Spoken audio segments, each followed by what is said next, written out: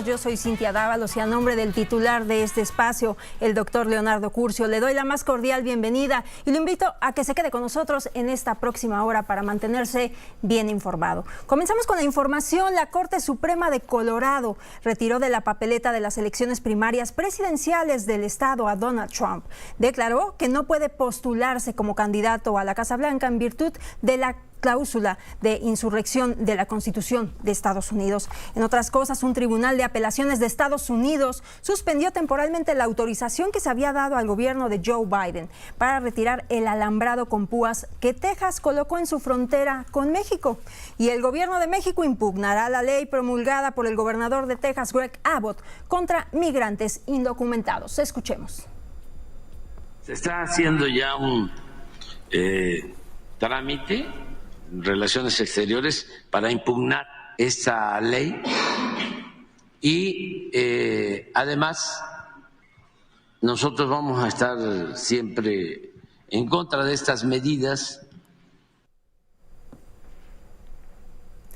Y tal como le comentábamos, la vacuna de Pfizer contra COVID-19 estará disponible a partir de mañana miércoles en farmacias y hospitales privados. Tendrá un costo promedio de $900 y la dosis pediátrica requerirá de receta médica. Además, la Fiscalía de Guanajuato ajustó a 11 el número de jóvenes asesinados en una posada en Salvatierra, Guanajuato. En otras cosas, el fiscal regional Agustín Gallardo Romero informó que ya se realizan las investigaciones para detener a los responsables. Escuchemos. Derivado de los hechos registrados la madrugada del pasado domingo 17 de diciembre del año en curso en la estación de San José del Carmen en el municipio de Salvatierra, se iniciaron labores de investigación por el hallazgo de 11 personas sin vida, 9 hombres y 2 mujeres y 14 personas más que resultaron lesionadas. Todas ellas presentan heridas producidas por proyectiles disparadas por arma de fuego. En el lugar de los hechos se recabaron diversos elementos balísticos que corresponden a 7 armas de fuego, las cuales se ha acreditado que fueron utilizadas para cometer otros hechos delictivos acontecidos en la región. Ahí está. Y las propuestas para ocupar la Secretaría Ejecutiva del INE presentadas por la presidenta Guadalupe Tadei no lograron el consenso entre los consejeros.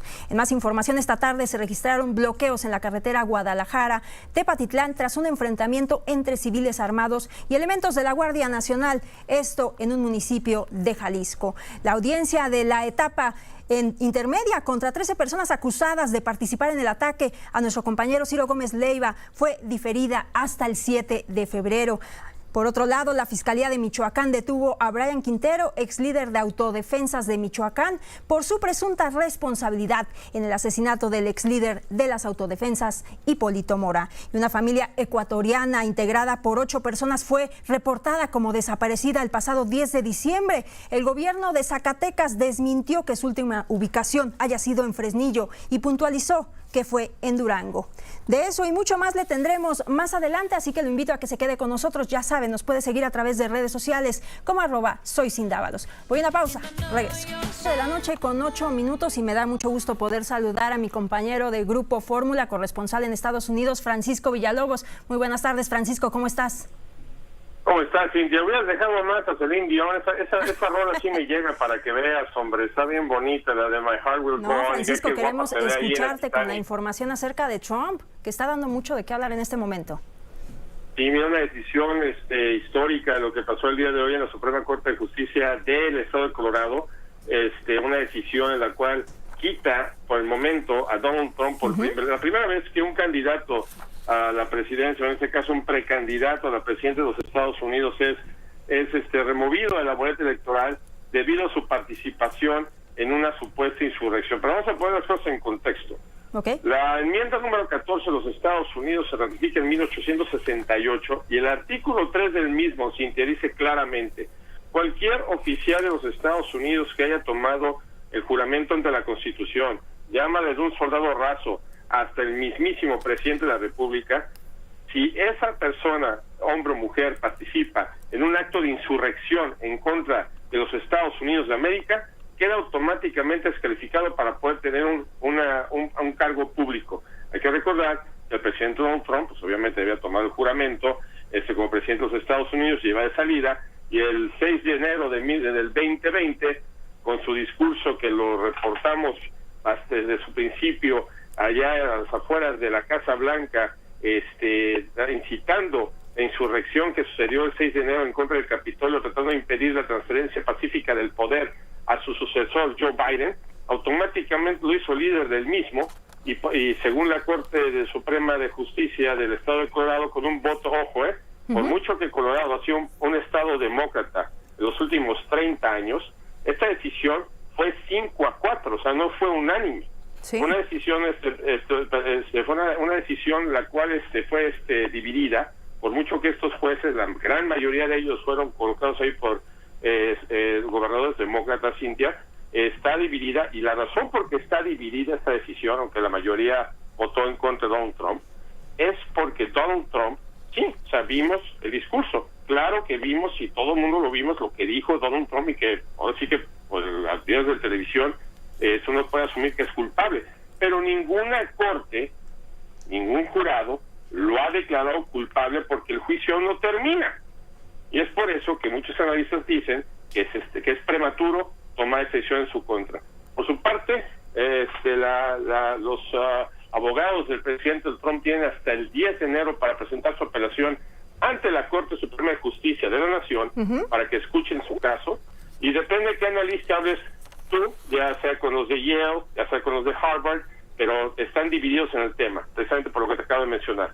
Como Donald Trump todavía no ha sido declarado oficialmente culpable de los actos que hizo, y que todos vimos que lo hizo, pero ningún jurado lo ha declarado todavía culpable, es por eso que creen ellos que es muy probable que la Suprema Corte de Justicia vote esto 9-0 a favor de Donald Trump por esa misma situación. Así que todavía está en el aire esta situación, no deja de ser una decisión bastante histórica, Cintia, ¿sí? Pero todavía está en el aire lo que va a pasar respecto de este tema.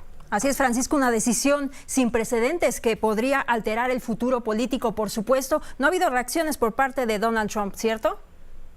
Bueno, sí, o sea, de él directamente, ¿no? Está en Iowa, está por hablar, es más, en un discurso, un meeting de campaña en Iowa. Hay que recordar que las reuniones políticas, sí, o como dicen en inglés, los Iowa caucuses, van a ser a principios del mes de enero, y según sus analistas que están saliendo sus portavoces que están saliendo en los canales de siempre, en los Fox News, Newsmax, etcétera, etcétera, se están burlando de la decisión, piensan que es un abuso de poder, que muestra cómo están espantados los demócratas de Donald Trump, ya sabrás.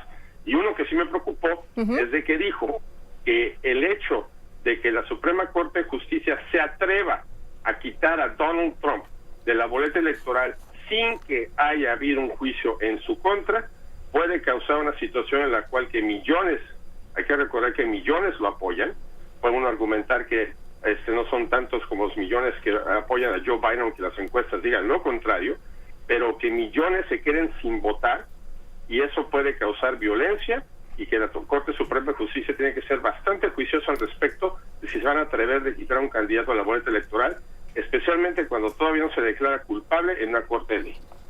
Muy bien, pues veremos qué es lo que pasa en las siguientes horas. Muchísimas gracias, Francisco Villalobos, por tu reporte. Que tengas una excelente noche. Un abrazo. Seguimos al pendiente, Cintia. Muy buenas noches. Pues ahí está con este tema. Y cambiando un poco de información, el gobierno de Texas pues ya ve que aprobó una polémica ley que pone en peligro la residencia de la población migrante en aquel territorio en Estados Unidos. Pues ya el proyecto de ley fue aprobado por la Asamblea Legislativa del estado tejano en noviembre y fue sancionado por el gobernador republicano Greg Abbott este lunes 18 de diciembre, tal como se lo apuntábamos ayer por la tarde. Eunice Rendón, coordinadora de Agenda Migrante y Red Viral, muy buenas noches, ¿cómo estás? Hola, buenas noches, Cintia, muy bien, muchas gracias. Pues un gusto poder saludarte y que nos puedas dar un panorama sobre este tema que tanto nos está preocupando. ¿Qué establece la nueva ley antiinmigrante en Texas? Bueno, pues es una ley antimigrante que sobre todo da la facultad a la autoridad estatal y local de poder detener a migrantes, pues básicamente por su fenotipo, es decir, de manera subjetiva a todo aquel que las autoridades locales crean que es sospechoso de haber cruzado de forma irregular la frontera, pueden detenerlo y bueno, llevarlo ante jueces estatales que puedan definir o decidir la deportación de estas personas a México. Entonces, bueno, además esta ley también considera como un delito transportar a personas migrantes o en movilidad, y eso, por supuesto, pues pone en problemas también a las familias de estas personas y a los amigos y conocidos de estas personas. Entonces, este tipo de decisiones y de leyes lo que genera, como hemos visto en otras experiencias, es mucha afectación a la salud mental, a la dinámica comunitaria, al miedo que genera en la población, por lo que pues se anuncia. Creo que va a ser una ley que finalmente va a terminar echándose para atrás, porque ya empiezan las demandas. La Asociación de Defensa de Derechos Civiles va a demandar. El propio gobierno mexicano ha hecho también, digamos, un anuncio de que va vía una nota diplomática también a pedir al gobierno de Biden que pues demande esta situación, porque también no puede decidir un estado por un país. Es decir, ellos, sin tener un acuerdo previo con México, dicen que van a deportar a las personas a México, y eso va mucho más allá de sus facultades. Y también hay otro punto importante, Cintia, que es que la facultad del tema migratorio, la tarea migratoria, está concentrada en la federación, no así en los estados. Entonces, lo que hizo Greg Abbott y, digamos, el Congreso de Texas con esta ley es tomar las prerrogativas que están en el título 8º de la Ley de Migración Federal y ponerlas como si fueran a nivel estatal para llevar a cabo pues estas tareas. Entonces, también es a todas luces pues un problema anticonstitucional en ese país, que no ha tenido éxito en otros casos. Así pasó en Arizona en su momento, en fin, con el propio Quédate en México, llegó hasta el Tribunal Supremo y decidieron finalmente darle la razón a Biden justamente por esto, porque no podía Estados Unidos ampliar sus facultades a México, porque hay que recordar que este programa hacía que los solicitantes de refugio en Estados Unidos esperaran del lado mexicano, y fue así que el Tribunal Supremo ese fue finalmente uno de las consideraciones que tuvo para decidir y darle la razón a Biden cuando hubo también esa lucha entre los republicanos y Biden con el programa Quédate en México. Creo que lo que sí es un problema es que pues el uso político que se le está dando de forma constante a los migrantes, y bueno, además de manera cínica, creo, y de forma pues hasta como burla, ¿no? El gobernador Greg Abbott firma esta ley el 18 de diciembre, el Día Internacional de las y los Migrantes. Exacto, un regalo en el Día del Migrante, pues para todos los que están ahí en la frontera padeciendo todas estas situaciones. Y pues también veíamos ya que el presidente Andrés Manuel López Obrador pues rechaza por supuesto esta protesta, que es una ley que podría desencadenar más racismo y más xenofobia, Eunice.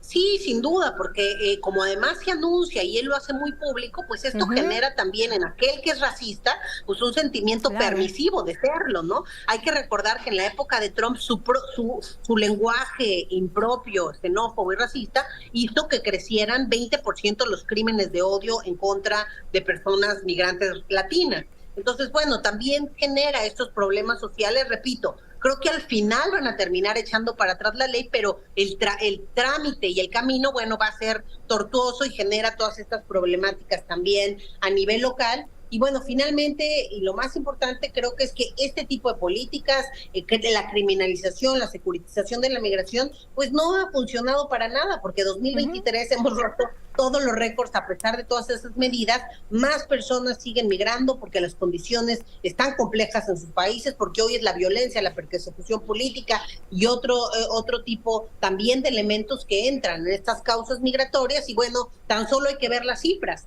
3.2 millones de personas fueron detenidas este año por la patrulla fronteriza, más de 140,000 solicitudes de refugio en México, rompiendo todos los récords. Entonces, bueno, no va por ahí, sin embargo, sí les ha funcionado en el mensaje político y creo que hoy lo usan de cara a las elecciones de 2024, y Greg Abbott ha sido uno de los especialistas en este tipo de medidas y mensajes. Eunice, ¿y podemos decir que también esta ley antiinmigrante ha sido la más dura del Estado y una de las más severas que ha tenido para los migrantes? Sí, creo que eso, como ellos mismos lo anunciaron, es una ley antimigrante pues muy que abarca muchos temas, como el darle la facultad a las autoridades, pero también el castigar a que los ayuden, pero también castigar hasta con 20 años de cárcel al reincidente y bueno, estas deportaciones que ellos prevén. Entonces, sí, pero ha habido otras experiencias, no hay que olvidar la LCB 1070 en Arizona, que también tenía cosas similares, o la propia ley 1718, SB 1718 de Ron DeSantis en Florida, que tiene medidas muy similares. Y que también hay que ver que esto frustraría el trabajo para organizaciones de inmigración porque tendrían que cambiar todo su esquema de trabajo. Sí, pero yo creo que lo que van a hacer las organizaciones es finalmente interponer demandas también a nivel individual por algunos casos que traigan para poder sacar adelante las cosas como lo han hecho en otras ocasiones. Y creo que esto es más un tema de publicidad que de practicidad, porque no hay que olvidar que esto tendría costos también para el Estado y esos costos los terminan pagando los tejanos, es decir, va a ser de sus impuestos cada detención, cada proceso de deportación que ellos lleven a cabo con el Estado finalmente les va a terminar costando a ellos. Entonces yo creo que es más un anuncio político de visibilidad que un tema que realmente vayan a operar en el Estado, porque por muchas razones es muy inviable. Este tema de detener a las personas por su físico, pues también puede ocasionar muchos problemas con gente que es de origen latino, que ya está ahí hace mucho tiempo, que tiene los papeles, en fin. Puede ser incluso un tema negativo más adelante para Abbott. Pues ahí está, esperemos que realmente pues echen para atrás esta ley porque no le conviene, pues yo creo que ni a México ni a Estados Unidos tampoco, solamente es como pues estamos en temporada política, evidentemente para Estados Unidos también pues es una carta fuerte, ¿no?, que se viene para el 2024.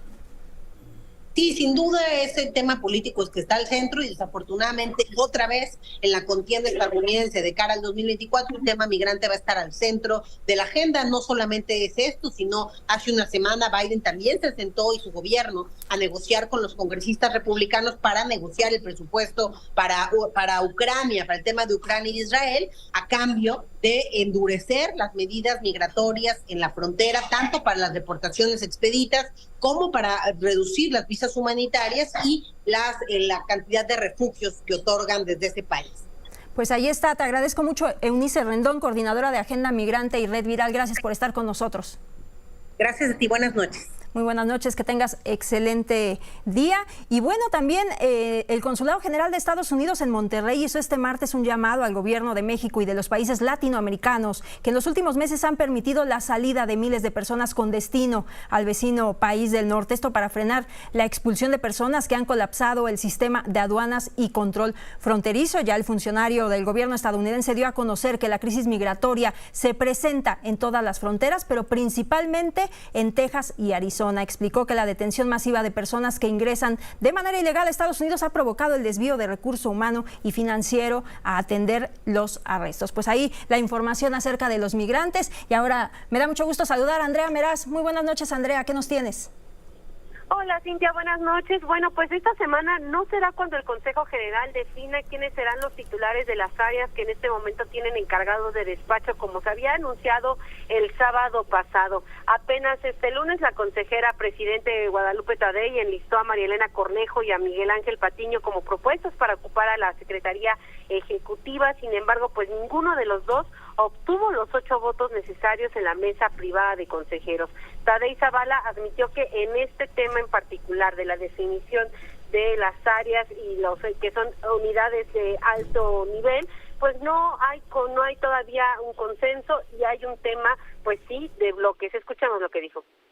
Creo que no sea un juego de vencidas, al menos de mi parte no es un juego de vencidas, creo que es un juego, sí le podemos llamar juego, de convencimiento, de profesionalismo, de actuación, de entender perfectamente el servicio público y el lugar en donde estás.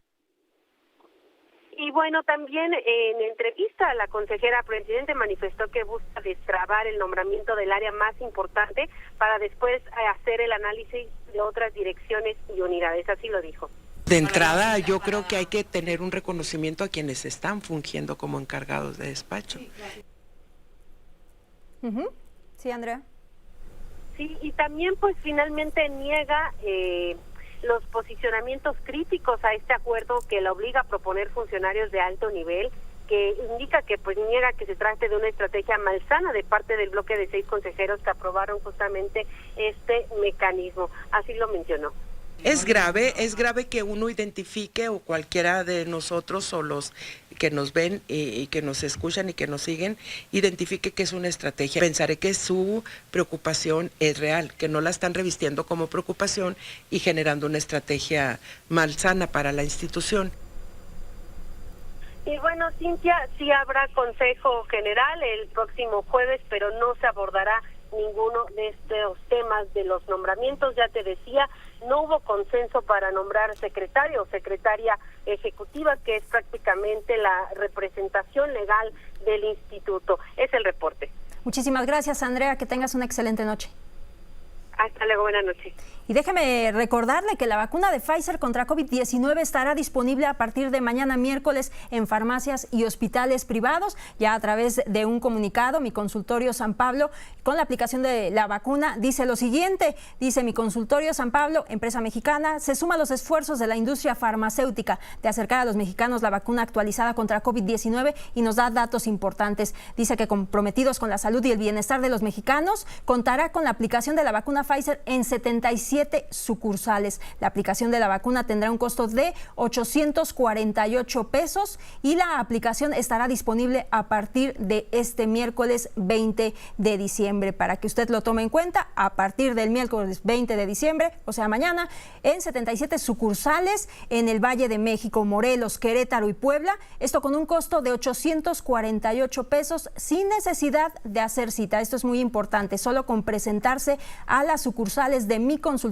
solicitando pues la aplicación. Podrán consultar también la disponibilidad del servicio en el número 880-16-900 con un horario de operación de Mi Consultorio de 7 a 8:30 horas. Información muy importante, también se contará con la aplicación de la vacuna contra el COVID-19 para niños a partir de los 5 años. Así que ya lo sabe, si usted quiere aplicarse la vacuna Pfizer, pues puede acudir a estos consultorios. Y ahora me enlazo con Iram Espinosa de Los Monteros. Muy buenas noches, Iram, pues para hablar acerca de los bloqueos en la carretera de Tepatitlán. Cuéntanos. Estimada Cintia, ¿cómo estás? Muy buenas noches. En efecto, hoy poco antes de las 5, entre las 4 y las 5 de la tarde comenzó a darse información, a surgir videos, fotografías a través de redes sociales de esta serie de bloqueos ocurridos en aquella zona de la región Altos de Jalisco. Decirte que al momento lo que ha especificado el gobernador Enrique Alfaro es que fue la Guardia Nacional la que realizó un operativo de seguridad y resultó justo en esta persecución y enfrentamiento contra presuntos miembros del crimen organizado, esto en la autopista Zapotlanejo, y derivó a su vez en el aseguramiento de 2 vehículos, cartuchos, equipo táctico, bueno, lo que suele ocurrir en ese tipo de eventos. No se habla de momento de personas detenidas, ni tampoco fallecimientos o personas lesionadas. Hubo la intervención de la Policía Estatal en el lugar, se sumó para dar apoyo, digamos, a la Guardia Nacional. También hubo sobrevuelos en la zona, todo un operativo para intentar buscar ubicar, mejor dicho, a los integrantes del crimen organizado. Y en efecto, esos 2 tramos carreteros que resultaron bloqueados fueron en el punto que une los municipios de Acatic y Tepatitlán, a la altura del kilómetro 24, y también en la carretera libre de Acatic-Tepatitlán. Lo que informaba el gobernador, más o menos como hace una hora, poco más de una hora, es que ya las vías habían sido liberadas, pero continuaban los operativos de búsqueda. En tal caso, se entiende pues que de momento no hay ninguna persona detenida, Cintia. Qué cosas, Iram. Pues bueno, muchísimas gracias por el reporte. Esperemos que pues ya se normalice la situación por allá y quede ahorita pues en plena calma. Sin lugar a dudas, sí, la verdad es que Jalisco la ha pasado mal en los últimos meses en diferentes eventos pues de este tipo, ¿no? Y además en donde invariablemente participa la Guardia Nacional o la Sedena. Hay que recordar también que hace más o menos un mes hubo este enfrentamiento en el que fueron asesinados 3 elementos militares, lo que derivó en un reforzamiento de esta Fuerza Federal. Pues para Jalisco se enviaron 3,000 elementos y pues sigue por supuesto los operativos, Cintia. Perfecto, Iram. Muy buenas noches. Gracias. Buenas noches.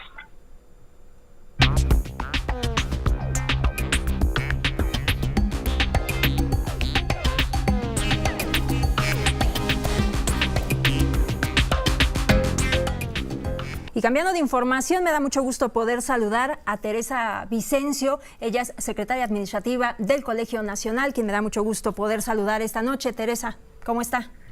¿Qué tal, Cintia? Muy buenas noches. Gracias por este espacio. Pues un gusto saludarla para que nos platique un poco acerca pues del balance de este 2023 del colegio y los nuevos eventos que van a realizarse en el 2024. Bueno, podría decir yo que el 2023 ha sido un año particularmente importante para el Colegio Nacional, puesto que celebramos el 80 aniversario de la fundación de la institución. Y esto pues tuvo dos momentos especiales en el mes de mayo, que tuvimos varios eventos artísticos, musicales, ¿no? Con la presencia del Grupo Tambuco, del Cuarteto Latinoamericano, y que estuvieron pues recordando el legado de colegiados ya fallecidos como Mario Lavista, como Carlos Chávez, como Mata, y también pues la presencia ahora de Gabriela Ortiz, y tuvimos por ahí varias presentaciones musicales. Y luego en el mes de octubre, que llevamos a cabo el encuentro Libertad por el Saber, en que un buen número de colegiados estuvieron bordando algunas mesas sobre legado de los colegiados en la construcción del México moderno a través de la fundación y el fortalecimiento de distintas instituciones. Fueron dos momentos importantes para el aniversario del colegio, que culminaron además con una exposición que todavía puede ser visitada, una exposición curada por el arquitecto Felipe Leal, que lleva por nombre De la enseñanza al colegio, jugando con esta idea de que el convento de la enseñanza, que fue originalmente la vocación del edificio que ahora ocupa el Colegio Nacional, y la historia del edificio, incluyendo la intervención arquitectónica del arquitecto Teodoro González de León, para que tengamos este resultado espléndido, este edificio maravilloso, que si no lo conocen, creo que es una oportunidad de estar estos días para hacer una visita al centro histórico, darse una vuelta a este edificio, aprovechar nuestro remate de libros y esta exposición que estará abierta todavía estos días. Ay, qué maravilla, Teresa. ¿Y qué más que hubo en los próximos meses?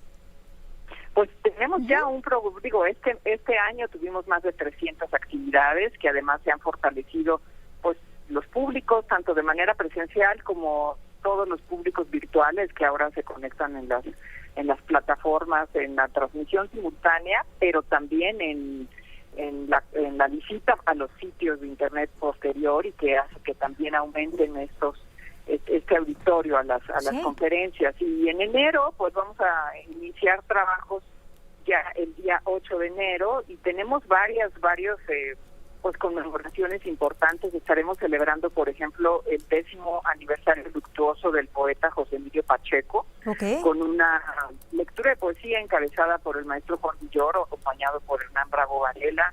Tendremos también una conmemoración por el centenario del nacimiento de Ramón Chirau, con otra mesa también coordinada por el maestro Villoro. Estaremos también conmemorando el centenario del natalicio de Julián Adem, y eso estará a cargo del doctor Jaime Urrutia. Y además también estaremos celebrando los 90 años del escritor Gabriel Saiz, con una mesa coordinada por el doctor Krause y el maestro Christopher Domínguez. Entonces, como ves, desde enero... Una gran agenda. Además de nuestros sitios ya emblemáticos o de mucha referencia, como Noticias del Cosmos, que lo llevan por ahí los astrónomos Susana Lizano y Luis Felipe Rodríguez, o la Arqueología Hoy, que está a cargo de Leonardo López Luján. En fin, de verdad que arrancamos, bueno, más bien de hecho no suspendemos, ¿no? Y pues muy contentos de ofrecerle esto a quienes están en la Ciudad de México y a quienes quieren conectarse de manera virtual. Exacto, muy bien, Teresa. Por último, ¿alguna página donde podamos encontrar esta información? Sí, por favor, si gustan consultar ya la agenda completa, por favor, sería en colnal.mx. Ahí pues van a encontrar ya todas nuestras actividades, las fechas exactas y más información sobre lo que estamos haciendo. Muy bien, pues ahí la anotaremos. Teresa Vicencio, te agradezco mucho que estuvieras con nosotros. No, gracias a ti. Saludos a todo el auditorio. Gracias, excelente noche para ti también, Teresa Vicencio, secretaria administrativa del Colegio Nacional. Voy a una pausa y regresamos con la recta final de este espacio. 8:38 de la noche, ya estamos de regreso y seguimos con más información, y se encuentra con nosotros el doctor Aníbal Gutiérrez. Muy buenas noches. Qué gusto verte, Aníbal. El gusto es mío, un gusto estar aquí con ustedes. Oye, cerramos un año raro. en el buen sentido de la palabra. Siempre nos quejamos de que las cosas son peor de lo que esperamos. En este año fue bastante mejor de lo que se esperaba. Empezamos el año, Aníbal, hablando de que iba a ser un crecimiento mediocre, cicatero, y sin embargo estamos creciendo bastante más de lo que se esperaba, y la famosa recesión que íbamos a tener en los Estados Unidos no ha llegado. No sé si el año próximo nos va a reventar en las narices, pero es un año atípico, ¿no? Sí, totalmente. Es un año en donde se percibe el cambio en la tendencia económica a nivel global, sobre todo en Estados Unidos y particularmente en México, tan solo en dos de sus principales aspectos: lo que es el crecimiento, que está siendo superior a lo que se había estimado, y la importante reducción de la dinámica de precios que traíamos, ¿no?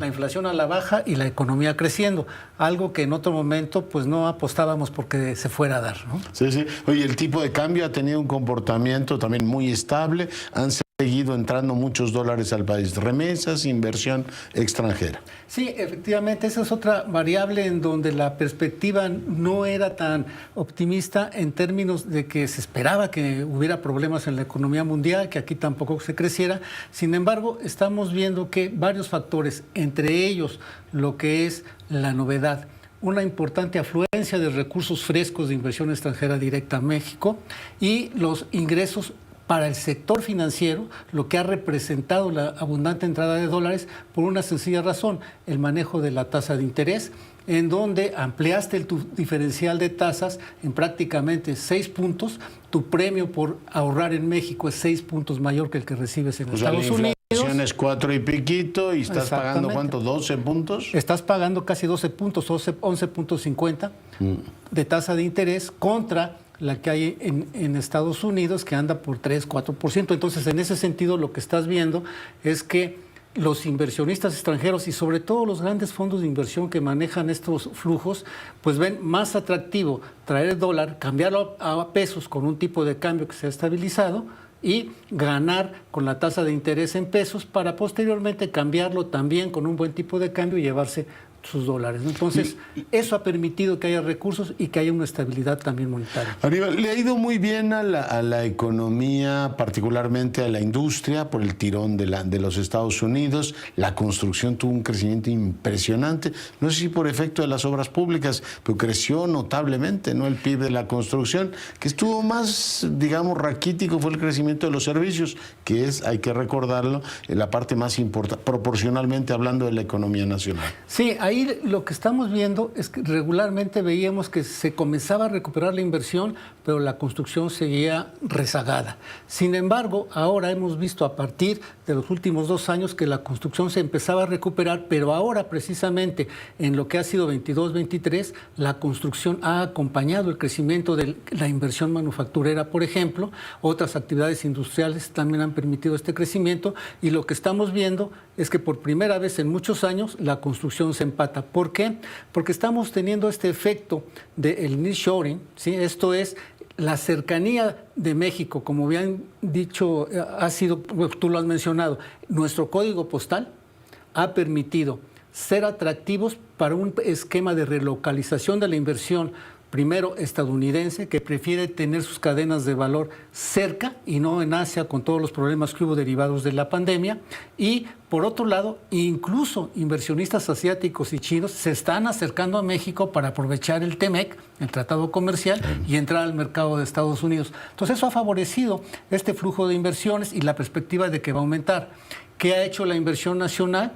El Banco de México lo explica en su reporte de economías regionales, en donde dice: ha crecido mucho la inversión privada nacional, y sobre todo en infraestructura de apoyo a la inversión, en la creación de activos para la producción. Esto es bodegas, parques industriales, infraestructuras cercanas en ciertas localidades. Han ocupado ciertos territorios en el norte del país, incluso en el centro y en el sur, para poder tener capacidades y ventajas y aprovechar la llegada de la inversión extranjera y ofrecerles localidades y donde residir.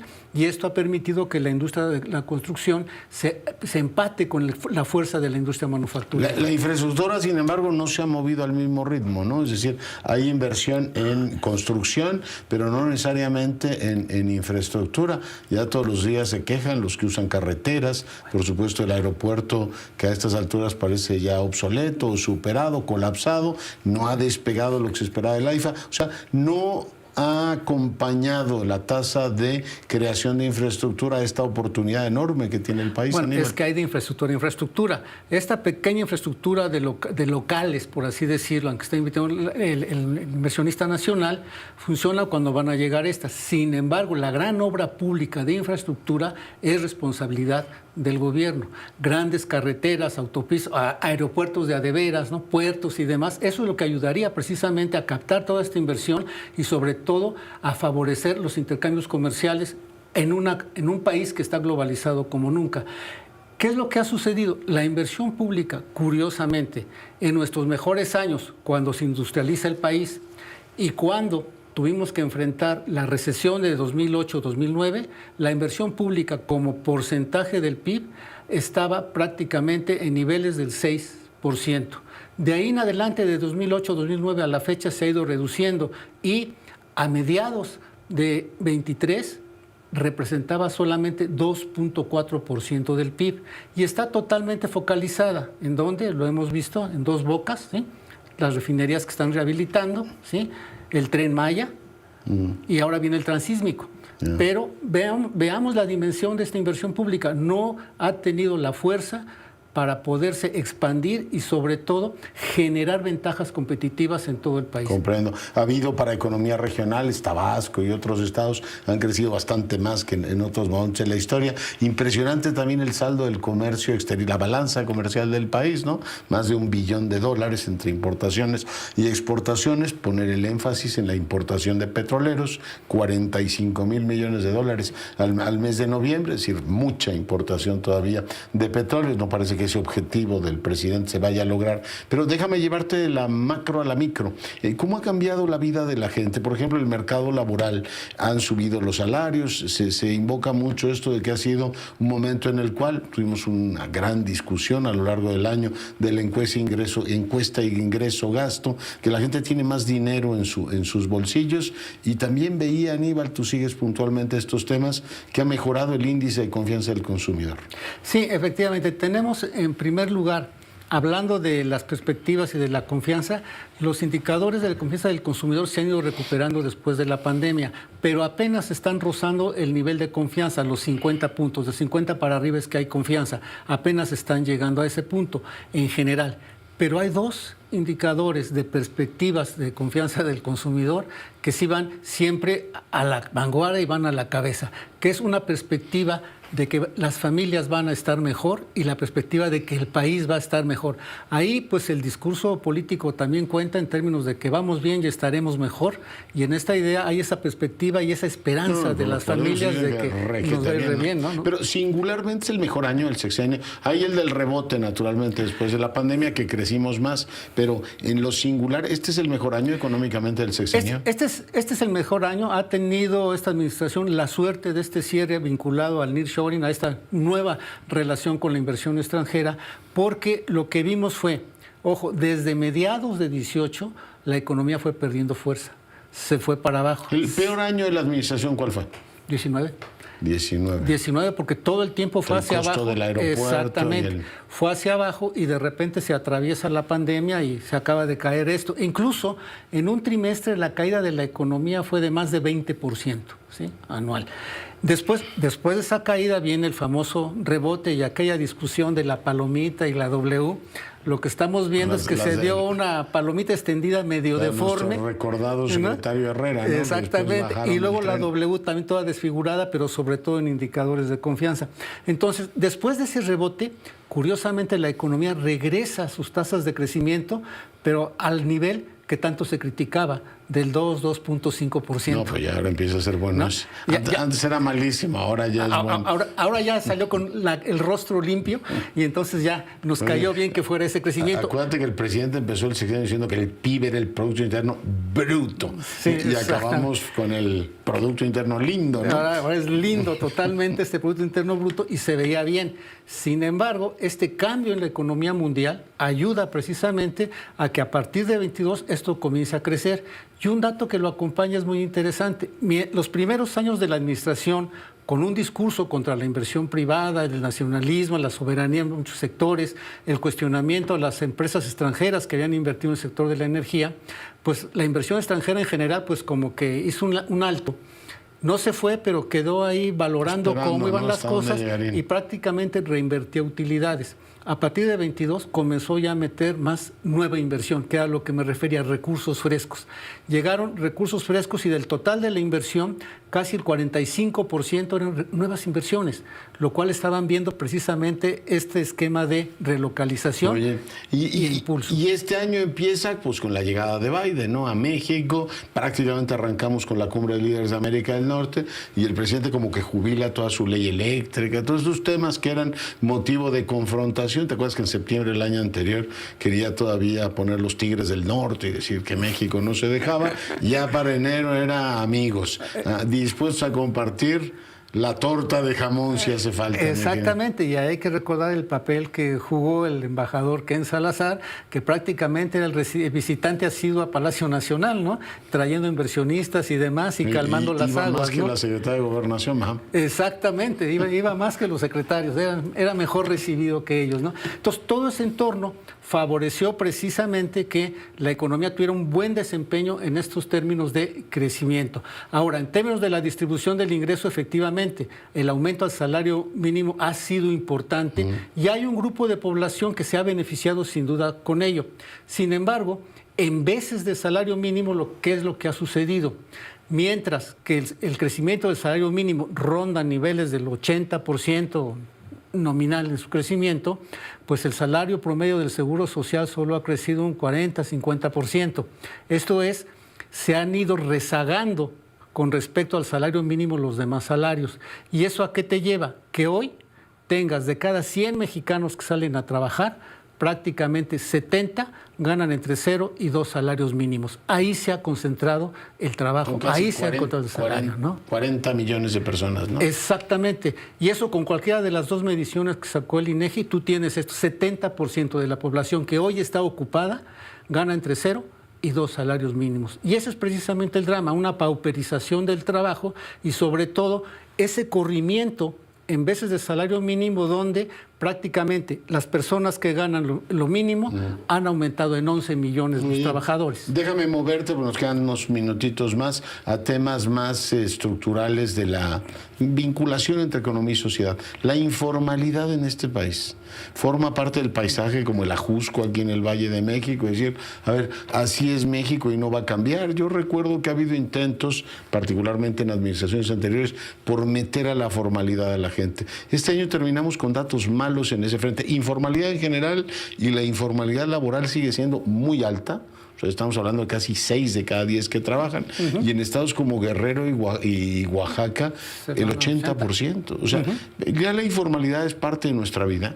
Pues prácticamente hemos venido cargando con esto y no se ha podido formalizar. No hay condiciones precisamente para hacerlo porque la calidad del trabajo que tienes, incluso el autoempleo, que también podría formalizarse, no le interesa precisamente por su nivel de ingreso meterse en la formalidad. ¿Por qué? Porque le cuesta, ¿no? O sea, como tienes que pagar no solamente Hacienda, sino también Seguridad Social, se te encarece y tú puedes hablar con gente que se desempeña en trabajos independientes y son trabajos menores, te dicen, no me formalizo ni me registro como empresa porque tengo que pagar tal y tal y mi ingreso disponible en el corto plazo se reduce. Entonces no hay esa perspectiva de futuro y la informalidad precisamente es lo que está afectando más el mercado laboral y sí tenemos toda esta etapa de varios años en donde no baja del 60% la población ocupada que es informal. Incluso hay un porcentaje importante de informalidad hasta dentro de los que trabajan en la administración pública. Oye, sigues teniendo 20 y tantos millones de personas cubiertas por el IMSS, a pesar de toda la ampliación que ha tenido en los últimos tiempos, y tienes hasta 60 millones, que es la población económicamente activa, o sea, de 22 a 60, que no tienen ningún tipo de protección social. Esa es parte de esta idea de si vamos a alcanzar o no el estado de bienestar, porque no hay ninguna seguridad social para el que trabaja. O sea, pero claro que hay estado de bienestar. Lo único que a este gobierno le sobran 40 millones de personas, ¿no? Falta dónde meterlas para que ya se puedan ahí acomodar. El modelo es perfecto, nos sobran 40 millones. A ver, y hay un dato interesante que nos provee Coneval, nos dice, a ver, de cada 100 mexicanos que trabajan, que tienen un ingreso, ¿a cuántos ese ingreso les alcanza para comprar la canasta básica de alimentos? Son 36%. La pobreza laboral, así se define, anda en el 36%. Esto es, aunque trabajes, no te alcanza para sobrevivir. O sea, bien. Tú sigues la norma, es decir, yo trabajo y no me alcanza para comer. Y aún con eso no me alcanza para comer. Oye, pues tenemos ahí un drama importante. Sobre digamos, el mercado de trabajo, ¿sabemos algo de cómo se han venido incorporando los jóvenes al mercado de trabajo? Este programa de Jóvenes Construyendo Futuro ha abierto carreras más prometedoras. Me refiero ahora a la movilidad social, Aníbal. Mira, la ocupación en los jóvenes ha aumentado, pero ha aumentado en trabajos de baja calidad, ¿no? Y estamos viendo con la expansión, por ejemplo, de tener servicios, esos servicios de comida y demás, pues ahí andan en sus motocicletas o sus bicicletas llevando cosas, ¿no?, a las casas, pero no hay un crecimiento importante de la calidad del empleo que hoy tienen. Por eso hablábamos del tipo de remuneración que hay. Y la otra parte, pues... O sea, como hay comida chatarra, hay trabajos chatarra. Exactamente. Asalto de mata viven. Oye, un cambio económico muy importante que no hemos reseñado y nobleza obliga, es que tenemos por primera vez en la historia un rector economista en la UNAM, Aníbal. Efectivamente. Eso es un hecho importantísimo el año. Es muy importante la llegada del doctor Lomelí por su perfil de economista, su perfil de historiador y su compromiso social. Sin duda, eso va a permear mucho de los trabajos de la universidad y además tiene esa habilidad negociadora y sabe escuchar para poder sacar adelante cosas, ¿no? Y eso es lo más importante que hoy tenemos, ¿no? Oye, Aníbal, pues un placer tenerte con nosotros en el estudio. ¿Puedes venir la semana próxima para que platiquemos de cómo se perfila el año? Sí, con mucho gusto, aquí nos vemos. Pues muy buenas noches, doctor Aníbal, doctor Leonardo Curcio. Ha llegado el momento de despedirnos. Ay, tan buena que estaba la conversación. Cintia, muchas gracias. Aníbal, nos vemos pronto. Y de verdad, muchas gracias por sintonizarnos, por acompañarnos en estos días tan sentidos, tan familiares. Le pido, le ruego que sea rabiosamente feliz. Se lo merece.